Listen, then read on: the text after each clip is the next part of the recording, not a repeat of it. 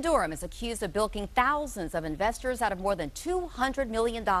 Opening statements in his fraud trial began this morning. Our TV6 reporter Rafael Sanchez is there, and he joins us live with what's happened so far. Rafael.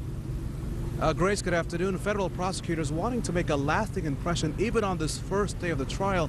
They brought out the former owner of Fair Finance, who said that Timothy Durham had destroyed his former business. Now, Durham's fraud trial did begin on time today. This is what he briefly said as he entered the federal courthouse. I'm anxious to get on with it. Thank you.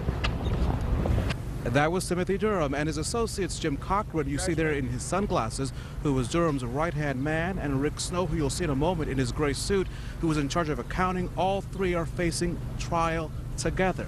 Now let me take you up to the third floor for highlights of the opening statements. Federal prosecutors saying that the three men were all about telling lies after lies to defraud former Fair Finance customers out of millions of dollars. Now, the government says that the men squandered the money on themselves, family, friends, and even at casinos, and that prosecutors plan to play about 6 hours of wiretaps that they say will detail the men committing a crime. Now, on the flip side, the defense had an opening statement, and their opening statement was all about creating that reasonable doubt. Durham's lawyer saying that his client put up his own personal worth to prop up the struggling business, and that he tried to save the business. That bad business judgment is not fraud, and that mistakes are not a crime. Getting back to the former owner of Fair Finance, Don Fair, he spent about half an hour on the stand, and he went on to say that Durham and his two associates, that they ran the company right into the ground. We should point out that the court is now on a 1-hour recess. We will head back up to the third floor here at the federal courthouse and bring you the very latest tonight,